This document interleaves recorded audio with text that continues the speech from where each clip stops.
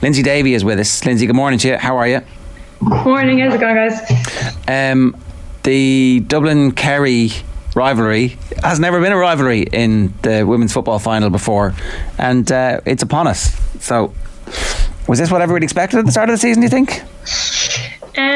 Maybe not at the start of the season. I think with Dublin, I think the changes that they've had within the squad this year, I think even Mick said himself at the beginning of the year, if you said that they're going to be in an All-Ireland final, maybe not. But I think what's impressive has been just their performance throughout the season. I feel like every game they're kind of learning and getting better. And look, Kerry came off the back of an All-Ireland final last year, league champions this year, and for me, I think they're the team to beat. But look, Dublin-Kerry, in years gone by, they've always brought out the best of each other, especially in the men's. And I think we're in for an absolute cracker. I think I remember you saying to us before, Lyndsey, talking about the transition and fears in maybe the last year or two that, if Mick stepped away or if a number of those senior players stepped away, that there would be a bit of a transition period, but that hasn't come to pass, and which I guess has been massively important that you have that experience. Yeah, it's amazing. In fairness, we lost so many players over the last 2 years, and there was probably question marks whether Mick was going to stay on, and had he stepped away, you probably would have been fearful. But look, what he's after doing to the team this year, like I said, 14 new players in on the panel compared to this time last year. And I don't know, against Cork at the weekend, they just looked really strong, really fit, kept the scoreboard ticking over. I think tactically Mick got his matchup spot on. And they're very impressive. Was it a jump up in performance against Cork as well? Shane Ronayne, the Cork manager, even after the match was saying, I thought it was Dublin's best display of the season, and it wasn't the Dublin that they had been analysing in the previous few weeks. So that, I guess, would hint that the performance levels from Dublin just went up a notch, I guess. Yeah, like I said, I think they've been kind of just building on each performance. I suppose they had a very impressive win against Meath in the Leinster final, but for me, I think they left a lot of scores behind them. But even their shot to score ratio at the weekend, I think they scored 20 out of 27 scores from play. So shot to score ratio of 74% compared to, Cork, I think we're 5 out of 17, so 29 from play, So I think just all over the pitch, they really upped their performance. Abby Shields had 3 amazing saves. Jen Dunn was in flying form against Hannah Looney. They had a great battle in the middle of the park. And then up front, look, you have Carla Rowe, Hannah Tyrrell, have been their top scorers throughout the season, and they both walked away with 1-2. So I just think all over the pitch, everyone was really at the top of their performance. And I suppose there was a bit of statement of intent as well. The questions had been asked of them. You could even see with Jen Dunn's reaction after the game. She's kind of very emotional and speaking about how they have been kind of written off this year. So I think for them, it just goes to show how much it meant to them to get back to a final. Incessant pressure on the Cork kick-out as well, Lyndsey. I think one of the key points in the game that really led to the Dublin win. Yeah, absolutely. They really stepped up in the forward line, and I think that's somewhere where they'll definitely look to target against Kerry now in 2 weeks' time. But I think even the battle against Hannah Tyrrell and Roisin Phelan was really good.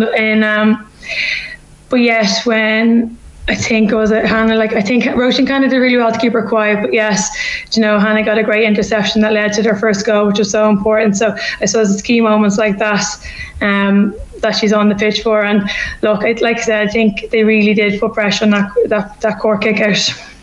Did you expect Dublin to be in the final when this season started? Mick Bowen certainly seemed to suggest after the match that last October, when he was thinking about this coming season, he did not expect to be in an All-Ireland final.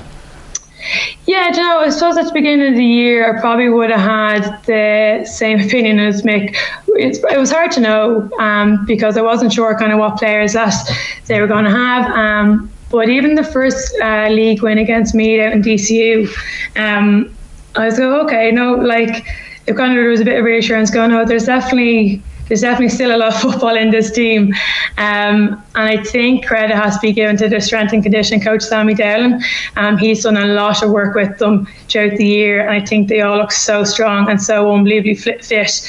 Like at one stage throughout the game, was this Niamh Crowley, who I think had a super game as well. Like she won the ball, was it just on the top of the D in Dublin side, carried the ball the whole way up the pitch. You could see Jen Dunn probably about 10 yards behind her, power and pass her, laid it off. Unfortunately it was wide, but that would have been a great score. But just I think the condition of them, they look great.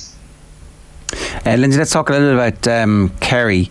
For Kerry, obviously there was heartbreak in last year's All-Ireland final, and then they managed to overcome Meath already, who had hammered them last year and actually the previous year as well. So they're on what they would see as an upward curve, and a relatively comfortable semi-final for them too. So they'll be feeling pretty good about life heading into this final. Yeah, 100%. Look, they've been very impressive this year as well, coming off the back of the heartache last year. I think they really had a statement of intent in the league, a very impressive win over Galway. I think though, for me though, at Kerry, come championship, I feel like their performance has dipped. Cork drew with them in the Munster, they beat them then in the Munster final. Obviously it was an absolute cracker of a game with Kerry and Dublin in the group stages. But even their last two games, against Meath and again against Mayo at the weekend, I feel their second half performances, they both dipped. Now, like against Meath 2 weeks ago, like in fairness, the conditions were horrendous. Kerry only got 1 point in the second half, and 6 points this half against Mayo at the weekend. So I think for them that's an area that they will look to go after.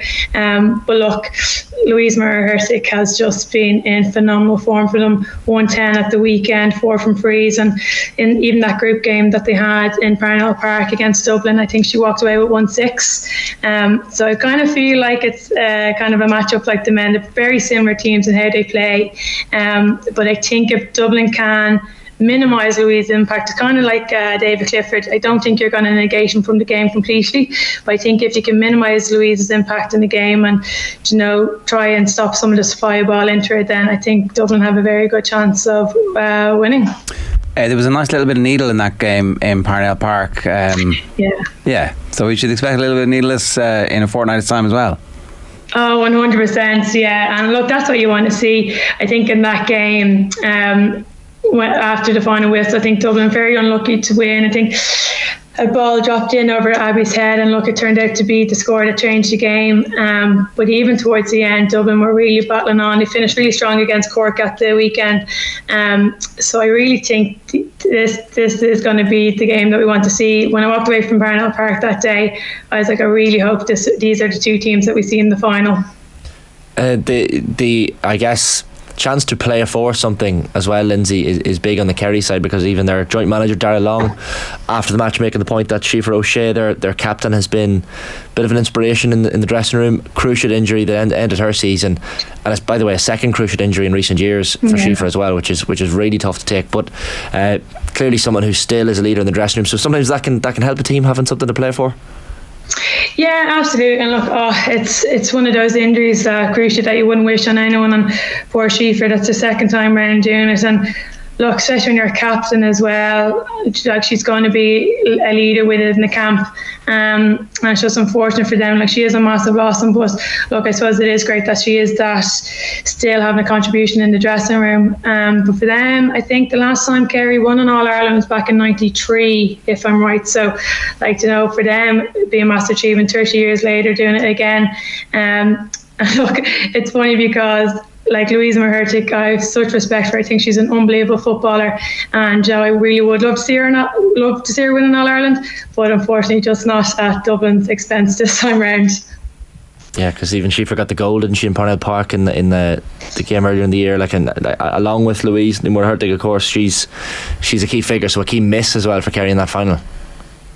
Yeah, 100%. And look, even you can see the rest of the girls stepping up. Hannah O'Donoghue is going to be a big player for them. She walked away with 3 points at the weekend. Danielle O'Leary in full forward line as well. So in fairness, they still have a really strong full forward line. But yeah, Siofra is definitely going to be a massive loss for them. I was really hoping that there would be a draw in the men's game, because it would have been a whole weekend of Dublin Kerry the men's on the Saturday and then the women's on the Sunday. It could have been 2 extravaganzas. Oh, it would have been amazing, wouldn't it? Now, Dean Rock might disagree with that now, considering his weekend's on the Friday. But geez, that would have really set it up for a cracking weekend, wouldn't it? What did you make of the final? Joe, it was really enjoyable. Again, I thought Dublin kind of got their matchup spot on. Simon did really well on Clifford. And I just love Dublin Kerry battles. I think they really do bring out the best of each other. And for me, like, I was very fortunate back in 2011. Brian Cullen was the captain back then when they beat them and he brought the Sam Maguire back. So for me, I always really look forward to Dublin Kerry battles. And look, the weekend was no different. It really came down to the wire. It's tough conditions in Croker. I think anytime Croker is kind of wet, it can really make things a bit difficult. But look, I was just probably delighted to see Dublin clip over a few points at the end to win it. Yeah, fingers crossed the weather's a bit better for the women's final. A good chance for it to be another record crowd. It's been a while, obviously, since we've had those record crowds, but nothing gets those fans and the bandwagon rolling like Dublin Kerry. Yeah, 100%. And look, the fact that Kerry are back in it, Dublin are back in it now after a 2-year break, and I really do hope that the crowd come out and support them. And wouldn't it be amazing if we were able to top the record attendance of 56,000 this year? Lyndsey, good stuff. Thanks a million for joining us. Cheers. No, thank you.